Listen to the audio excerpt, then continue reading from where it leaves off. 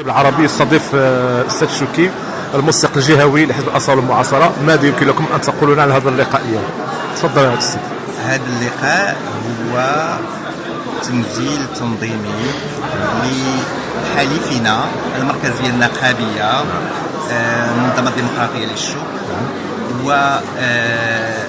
ومنظمه الديمقراطيه للمقاولات الصغرى والمتوسطه والصغيره جدا اللي تتنزل تنظيميا وجهويا. الهياكل التنظيميه ديالها اليوم تتاسس يعني المركزيه الجهويه لهذه المنظمه فيما يخص قطاع المقاولات الصغرى والمتوسطه والصغيره جدا. كما لا يخفى عليكم علما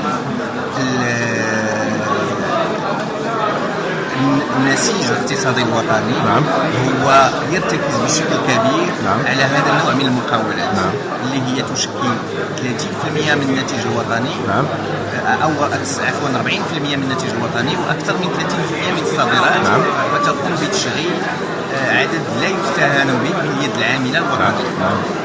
اذا حنا وحلفاؤنا في المنظمه الديمقراطيه واعون بان هي هذه الفئه من المقاولات هي العصب النابض للاقتصاد الوطني وعندها تحديات مهمه وكبيره جدا في ظل واحد السياسه اللي تجهزها الحكومه الحاليه اللي ابانت عن واحد الفشل في القطاع الاقتصادي خصوصا في المؤشرات اليوم تتكلم على عجز اقتصاد، عجز ميزان الاداءات وعجز الميزان التجاري ونسبه نمو ضعيفه.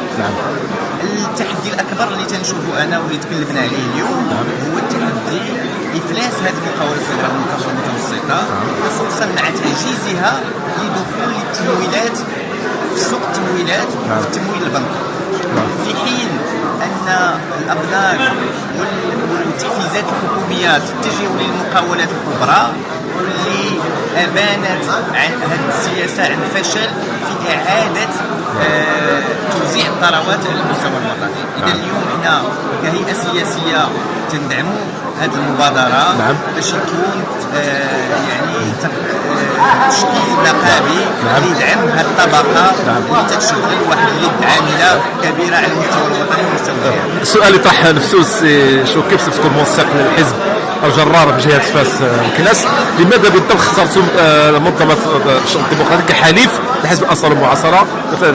وهذا في الحقيقه اختيار وطني على المستوى الوطني وحنا لا يمكن لنا الا ان نصفق عليه. هو القياده الوطنيه يعني وجهات ان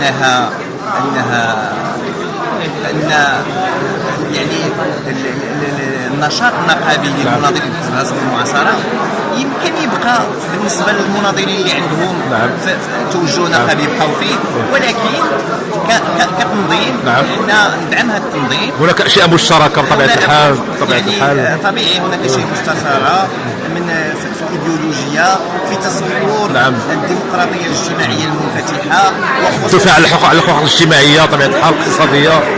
هذا في الشق النقابي، ولكن حتى في يعني في الايديولوجيا الفكريه ان لازم يكون واحد يعني واحد التشارك ما بين راس المال والعمل اللي تتمثله الطبقه العامله.